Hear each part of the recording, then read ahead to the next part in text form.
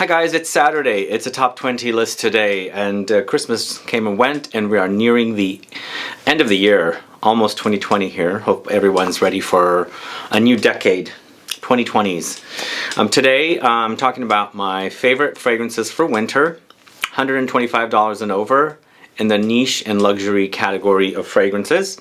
So we have fragrances from the more upper scale collections from the designers, and also a lot of niche brands, and then of course luxury brands. So if you want to find out my favorite winter fragrances that are over $125 in the niche and luxury categories, then please stay tuned.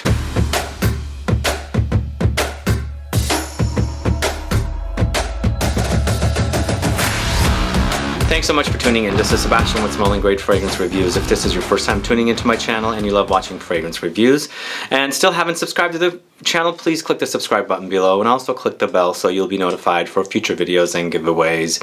So 2 weeks ago I did a video about winter fragrances and I called it under $126. We slipped in a fragrance from the House of Maison Margiela, and they retail for $126. I figured we'd combine niche and designer, and we do one video under $126, and then this one will be here today for fragrances over that price category and in the niche and luxury category of brands. And we're going to get started right away with two honorable mentions, and the first one is one that you should have just heard about recently in my Vetiver fragrances video that we just did with Dahlia. This is Le LODEN from the House of JACQUES, and I'm totally obsessed with this one, but I put this list of fragrances together quite a while ago, and I wanted to slip this in because I'm really enjoying it and I feel like it's working perfectly for cooler weather as well.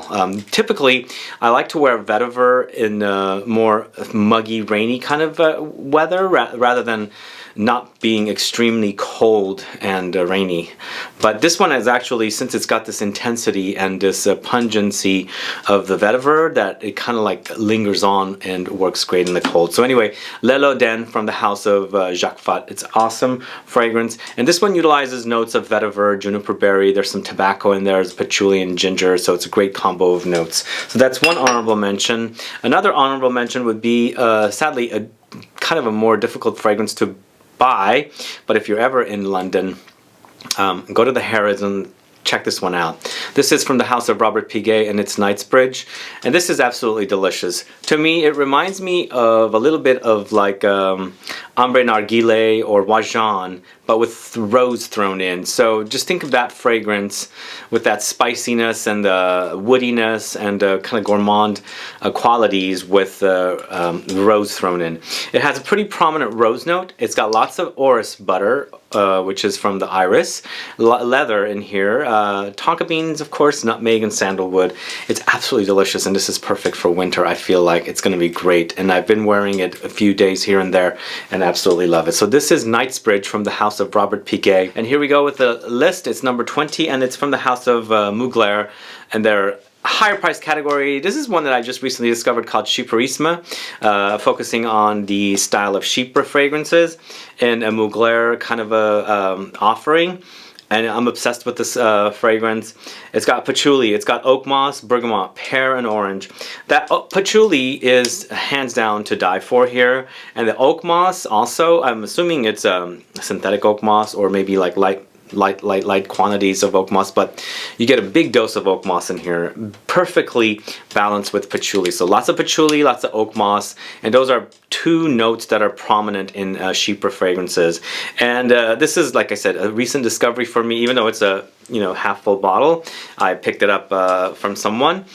I don't usually do that, but I had a great deal, and really loving this one a lot. So if you don't know the style of fragrances, and if you don't know this collection, Exceptions collection from Mugler, you should definitely check it out. This is definitely one not to be missed. Great chypre offering from the House of Mugler. This next one is from the House of the Harmonist.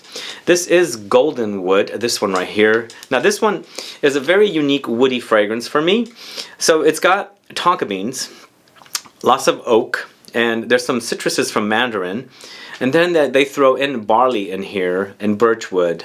It screams very ambery. It's a very ambery, woody experience and slightly nutty. And of course, you know, the barley note kind of throws in maybe some just kind of like a wheat kind of experience, wheat and barley and those kind of doughy kind of experience. But it's very ambery, it's very woody, and it's appropriately named Golden Wood from this house.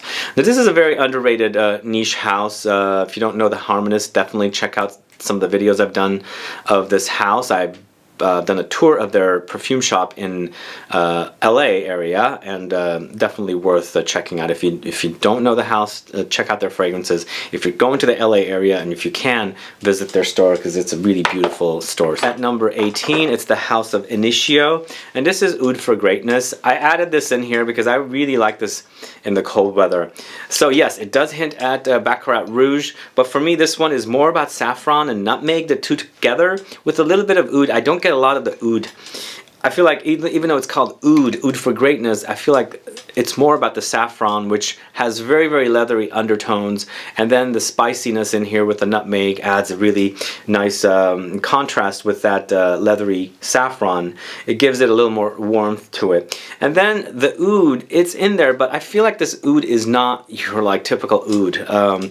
It has more of a woody consistency rather than like oudy consistency. Then you have patchouli and lavender thrown in with a little musk. It's a great scent to wear. Anyway, Oud for Greatness at number 18. At number 17, it's Tuscan Leather Intense from the house of Tom Ford.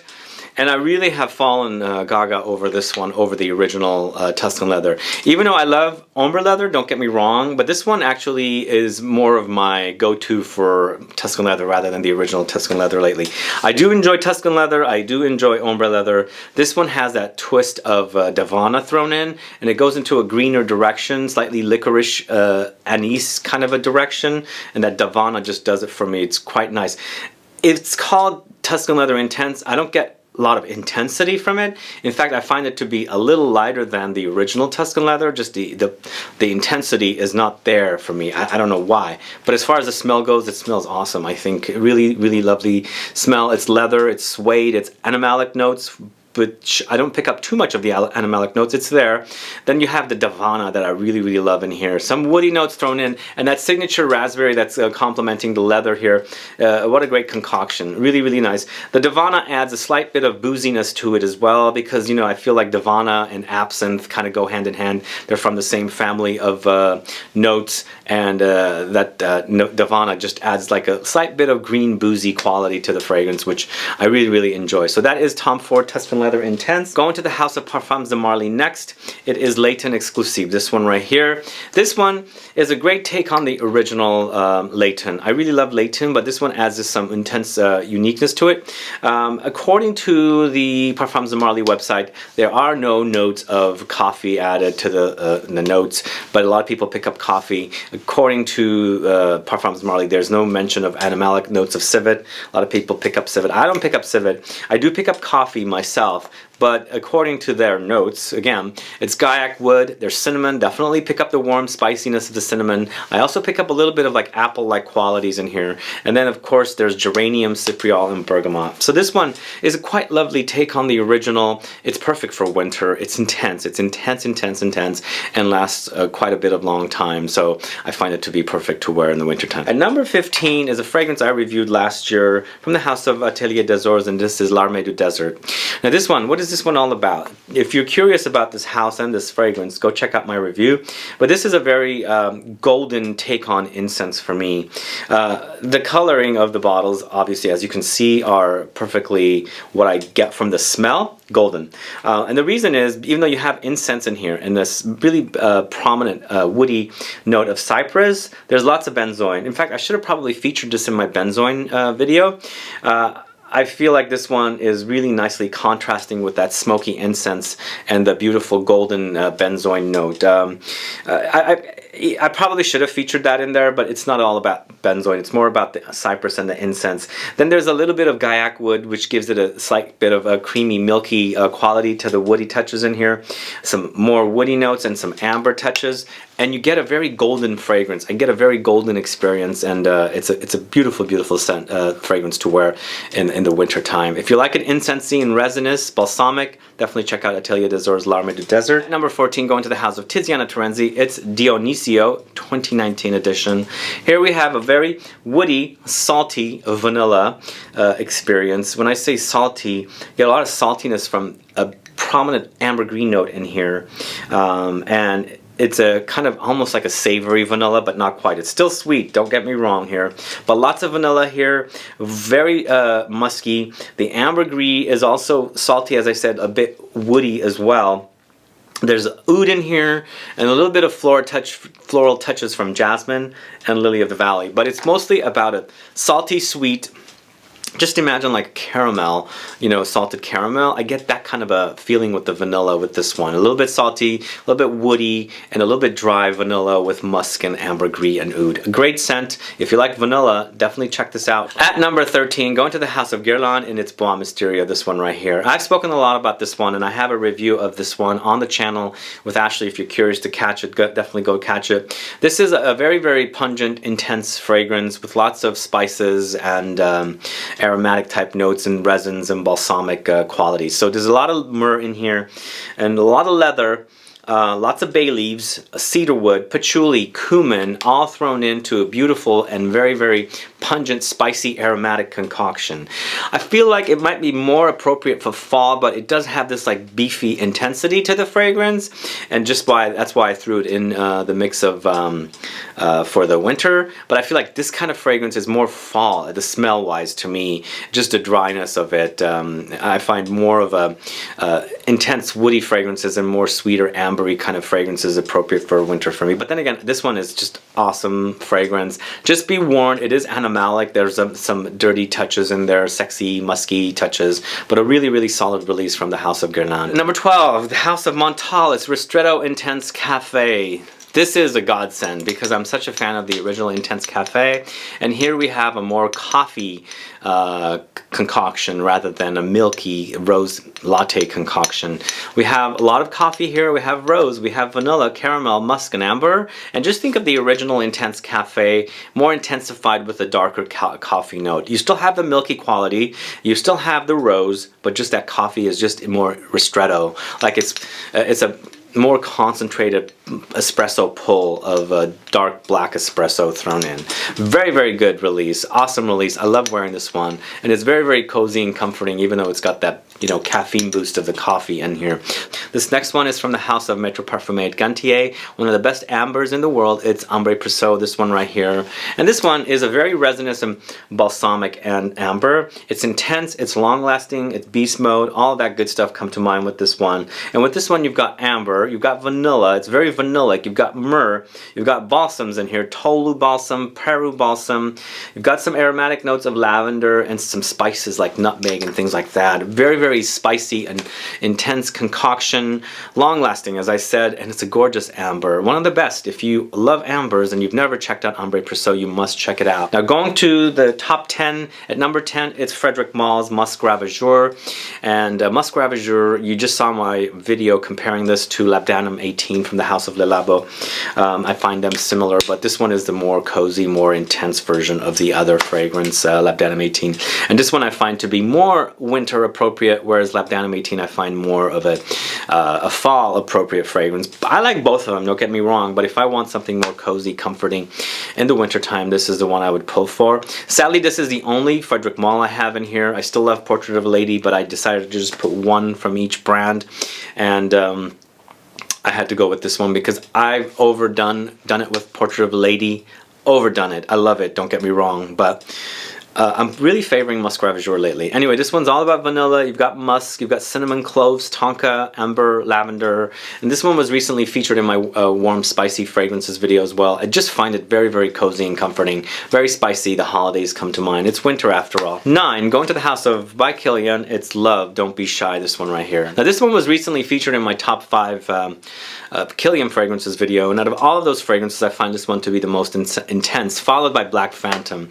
This one I find find just to have this like intensity, the sweetness, it just lingers on and on and on. That's why I'm featuring it at in this list for winter and not Black Phantom. But this is absolutely delicious. The deliciousness of this one comes from sugar, marshmallows, caramel, and lots of orange blossom and neroli all rolled into a very delicious and gourmand concoction. Awesome stuff. This is so good to wear. I love wearing it, and it's very, very cozy and comforting. If you like that combination of notes that I just told you, then definitely check out Love Don't Be Shy by Kilian. This next one is from the House of Strange Love, New York City. This is Fall Into Stars. Now this one is a luxury niche house out of New York City, hence the name. And this one is all about oud. Now this is a unique take on oud because you've got lots of oud in here, and you also have narcissus. And narcissus, I've smelled actual raw material of narcissus, and that stuff smells so smoky. So it's a beautiful small flower, but what you are left with as far as like you know, the oils and the smells from that note, it's very, very smoky and dark, and the combination with this oud in here, the narcissus, and you also have some pink pepper, rosewood, and a little bit of vanilla to sweeten things up is a great combination. It's animalic but not overly animalic for an oud. It does have some pungency as well, so you gotta like to wear oud fragrances because this is, after all, real oud, really intense, very smoky combination of notes. And this house focuses on a lot of animalic fragrances. Dead of Night, I believe, is their more popular oud fragrance that I really enjoy, but I find that one to be more animalic than this one. This one just seems very smoky, like lots of smoke, and I think it's coming from not only the oud, but also from that narcissus note in here. Number 7, going to the House of Maison Francis Kurkdjian, it's Amorous Homme Extrait, this one right here. So this one has become a little challenging for me to kind of embrace. I really got excited about it, about the idea of the extrait compared to the original, and I picked up a bottle of it, but I feel like it's kind of challenging fragrance. I'm having a little bit of a difficult time understanding the fragrance.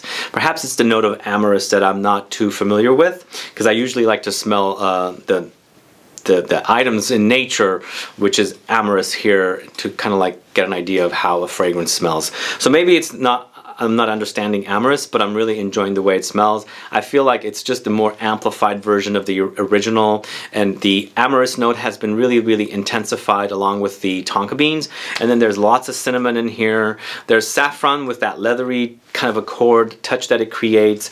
There's some powdery touches from iris and vanilla, and I feel like this is just a more amplified version of the original. Just all the notes come off really more concentrated, a lot more intense, and a lot more longer lasting. There's some differences. I don't find the freshness that's available in the first one that I find here. There's no freshness here. I feel like just all the notes, non-fresh notes, are just amplified and concentrated, but really enjoy wearing it. It's long lasting. It's a unique smell to me. It's tonka beans, but it's also amorous, so very, very unique concoction from a house that I really love. So this is Maison Francis Kurkdjian, Amorous Homme Extrait. Now this next one is from the house of Louis Vuitton. It's Ombre Nomade, this one right here, and this one is a great, great oud fragrance from the house of Louis Vuitton. Louis Vuitton has some great releases, and some of them are really masculine. Now stay tuned for a review of one of their more masculine offerings very soon. I plan to do that review. It's from the men's collection, but this Ombre Nomade is more of a unisex offering, even though I find all of their fragrances to be very unisex for both men and women to wear. Some lean more feminine, some lean more masculine, but this one is a great, great oud offering from the house. It's lots of oud, lots of raspberry, so there's some fruity touches. There's some smoky touches thrown in from the incense. Birchwood adds more smoky, woody, accords thrown in, and then there's some rose, and then there's the benzoin note with that resinous, balsamic, sweet qualities. You've got one awesome release from this house. I have a full review of this one. If you're curious, go check it out. But if you don't know it, definitely go get some samples or decants, because I think this one is a solid, solid release from a designer. It is pricier, of course, but definitely check it out. It's Louis Vuitton Ombre Nomade. This next one is from the house called Indult, and this is Tihota, this one right here.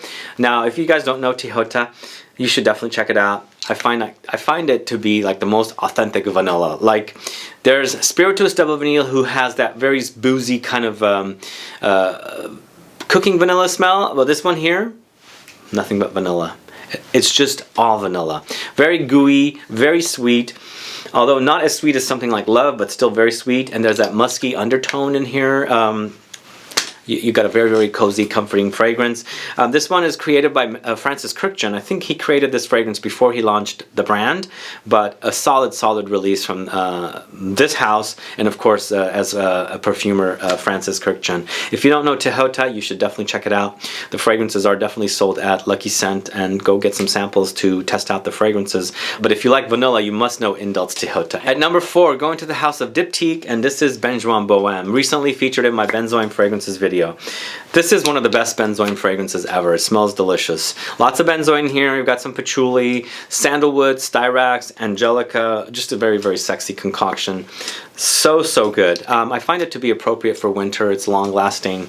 It's gooey, it's comforting, it's cozy, it's vanillic, it's sweet, it's patchouli, it's resinous, it's balsamic. Just one solid, solid release from this house. Probably my favorite offering from Diptyque currently. I love this house, but it's not a very hyped house. This one is a very, very solid release. It's not available readily at all locations that sell Diptyque products. I think it's a boutique exclusive. Although I bought mine at a non-boutique in Europe. So I think maybe they are available some other places. At number 3, going to the house of Raja Parfums, and this is Creationy Enigma. This is still my favorite offering from Raja because I love the booziness. I love the vanilla oriental qualities, the tobacco. All of it is really, really awesome. Recently somebody said all they get is Pepsi Cola. Well, I could see that, but I mean, yeah, I could see that. I can totally see that, but it's also very, very boozy and vanillic. So maybe the combinations of the notes creates an accord of like fizzy soda. I mean, I can totally see that, but it's more than that. It's not necessarily just a Coca-Cola. There's that vanillic touches in here. There's a bit of that spicy, woody concoction of the ginger and the benzoin's resinous touches.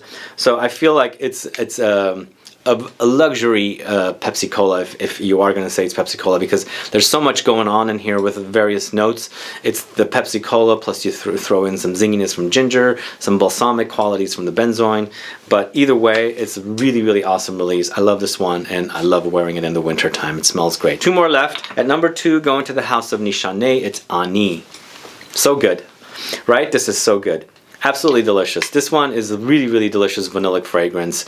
Vanillic with sandalwood, vanillic with ginger, vanillic with blackcurrant to add some fruity touches, some benzoin for the, you know, the warm and balsamic resinous touches, and then of course cardamom for an aromatic spicy touch as well. Just a great, great concoction. Really long lasting, intense, pungent. I love that kind of a fragrance. If you are familiar with the vanilla sandalwood combo from Frederic Malle, you might like this one. They have sort of similarities, but then again, this is unique on its own. Anyway, this is Nishané Ani at number 2. And at number 1, if you've been following me for a while, you probably know what my number 1 is. I recently did a review of this one, and it was also a Saffron review. We did a worldwide giveaway. If you still don't know what it is, it's a JACQUES Psychedelique at number 1. Psychedelique is amazing. The best patchouli ever. Patchouli, amber, vanilla, labdanum, musk, geranium. It's a very ambery patchouli with chocolatey and boozy undertones. So you have that patchouli. It's very earthy, it's pungent, it's woody, it's dark.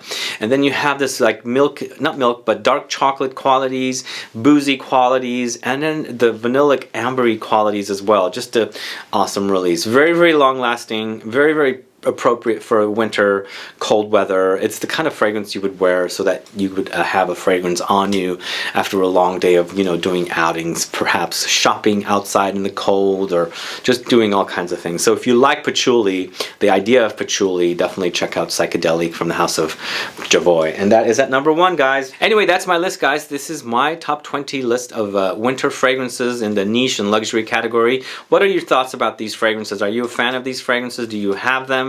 Or have you been wanting them? Or in fact, maybe you don't like some of them. Let me know. Put some comments down so that I find out. Also, let me know what you're going to be wearing this winter weather. Are you going to be wearing something more appropriate for winter? Or are you going to continue wearing something that's more signature that you wear all the time? Please let me know. Put some comments down. Also, stay tuned for a few more videos that are focused on 2019 and also the 2010s that are slated to come up in the next couple of weeks, so look out for those. And other than that, Happy New Year to everyone. Please like this video, please share it, follow me on Facebook, Twitter, and Instagram, and I'll be back with more videos very soon. Have a good one. Goodbye.